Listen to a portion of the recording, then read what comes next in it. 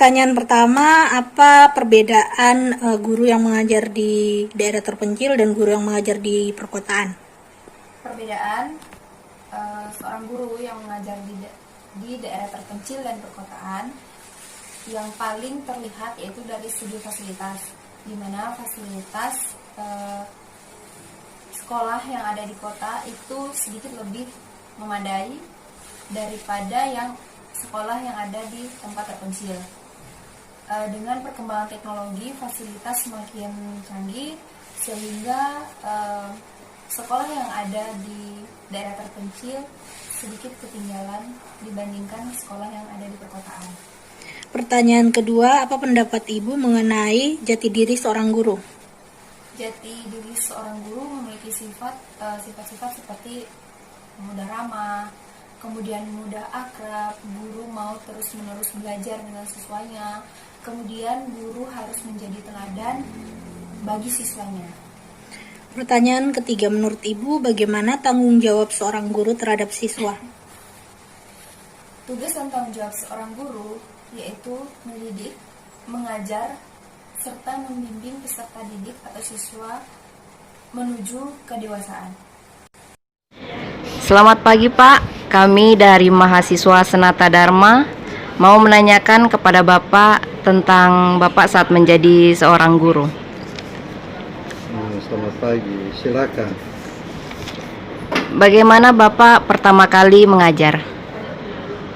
Waktu pertama kali kami mengajar, sebelum kami mengajar, kami mendapat SK untuk ditempatkan di salah satu sekolah yang ada di kampung yang cukup terpencil.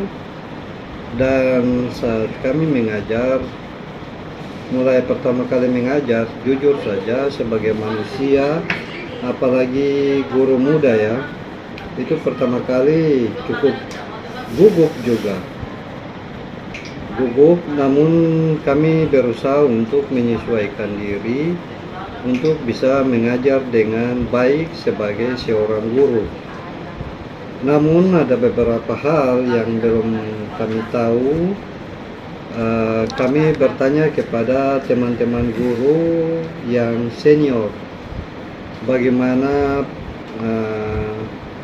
kami di kampung itu atau di dusun itu untuk menyesuaikan diri dulu pertama-tama dengan lingkungan yang ada. Setelah kami menyesuaikan diri dengan lingkungan, mengenal masyarakat dengan baik, namun pertama-tama kami mengenal dulu, memperkenalkan diri kepada aparat pemerintah kampung. Setelah itu dengan tokoh-tokoh masyarakat, tokoh agama yang ada di kampung. Lalu setelah itu esok harinya kami bertatap muka dengan siswa, anak-anak sekolah di kampung. Setelah kami melihat kehadiran anak sekolah pada masa itu, cukup prihatin karena latar belakang kehidupan mereka yang saat itu sangat susah, sehingga kami berupaya untuk merangkul anak-anak, karena saat itu anak-anak ada yang ingin untuk bersekolah, namun ada anak-anak yang malas untuk bersekolah, sehingga kami harus memikirkan bagaimana cara sehingga kami bisa merangkul anak-anak yang sekolah, anak-anak yang malas untuk bersekolah, sehingga kami harus memikirkan bagaimana cara sehingga kami bisa merangkul anak-anak yang sekolah, yang rajin sekolah maupun yang malas sekolah. Jujur saja bahwa waktu pertama kali kami mengajar, dianjurkan untuk tidak boleh memukul anak sekolah.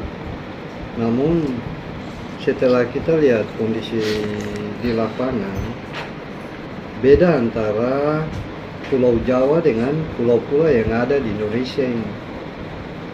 Begitu. Kalau di Jawa itu kita tidak boleh memukul anak, karena kita ngomong tegur saja anak langsung mengerti, iya Pak, ya Bu. Tapi di sini kita tidak bisa mau mendidik itu tidak bisa dengan bicara, harus kita rotan. Tapi yang kita rotan bukan pukul sampai betul-betul anak itu menderita, tapi memberikan pukul yang mengajarkan, sehingga anak tahu bahwa oh saya tidak boleh malas sekolah. Bukan rotan itu kita pukul seperti pukul orang dewasa, tapi memukul yang dikira-kira, sehingga anak itu tahu bahwa oh saya harus masuk sekolah, jangan saya malas. Demikian. Baik, apa yang Bapak rasakan selama berada di sana? Terima kasih adik. Selama di dusun, di kampung itu, yang saya merasakan itu, yang pertama jujur sebagai guru muda itu merasa sunyi, sepi. Itu pertama kali kami di kampung dusun itu merasa sepi, sunyi, karena jauh dari keramaian kota. Kemudian yang bisa kita komunikasi itu komunikasi dengan masyarakat dan juga teman-teman guru. Namun kami lihat dengan situasi kondisi kampung, apa yang kita bisa lakukan? Pertama kali kami berpikir untuk membuka kebun di pinggir sekolah, karena lahan ada, kintal sekolah di belakang sekolah itu ada cukup luas, tidak diolah, ya kami coba berkebun, buka kebun. Setelah habis mengajar, buka kebun.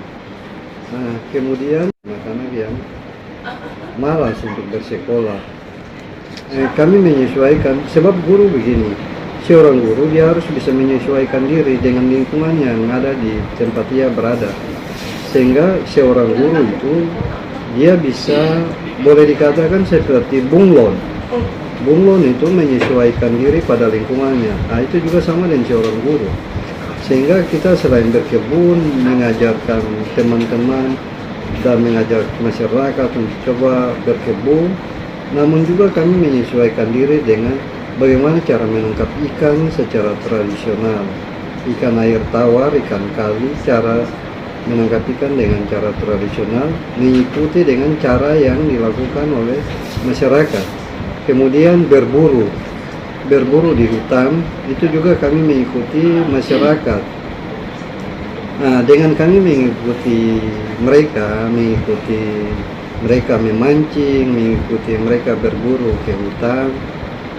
Kemudian kami memberikan pemahaman kepada mereka agar mereka boleh sadar untuk memberikan kesempatan kepada anak-anak mereka untuk bisa bersekolah. Demikian. Bagaimana cara Bapak mengajar di sana?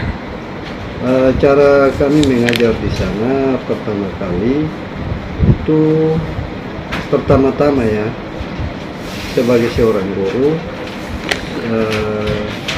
entah sore atau malam kami sudah mempersiapkan diri untuk materi yang besok. Misalnya materi besok itu matematika, bahasa Indonesia, kemudian ilmu pengetahuan sosial. Nah, itu pertama-tama. Nama saya apa yang Bapak rasakan ketika pertama kali mengajar di SMP Negeri 1 Oba?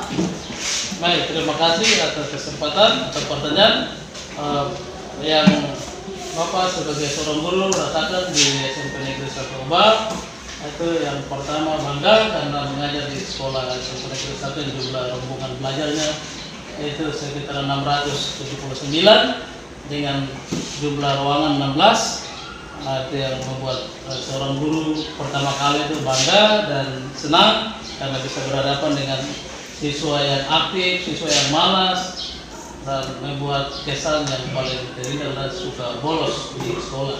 Tapi tidak kalah penting, itu siswa aktif dengan pelajaran. Jadi sebagai guru pertama kali itu merasakan bangga dan juga senang karena bisa ada di sekolah ini. Nama saya Fatih Rosana Rasa. Bagaimana cara Bapak menyesuaikan diri terhadap siswa-siswi SMP Negeri 1 Obak? Ya, terima kasih. Baik. Pertama-tama untuk menyesuaikan diri di siswa-siswi di SMP Negeri 1 Obak, yang paling penting adalah saintifik atau pendekatan personal maupun kelompok, individu atau kelompok. Sebagai seorang guru tentunya mengalami metode-metode mengajar yang berbeda. Ada yang secara langsung dan maupun tidak langsung. Secara langsung berarti langsung terjun ke lapangan dan berdiskusi tentang persoalan tersebut. Dan yang tidak langsung itu melakukan titipan atau catatan untuk dilaksanakan oleh peserta didik, dan sehingga mengatasi masalah-masalah yang terjadi di dalam kelas maupun di luar kelas dan juga di lingkungan sekolah.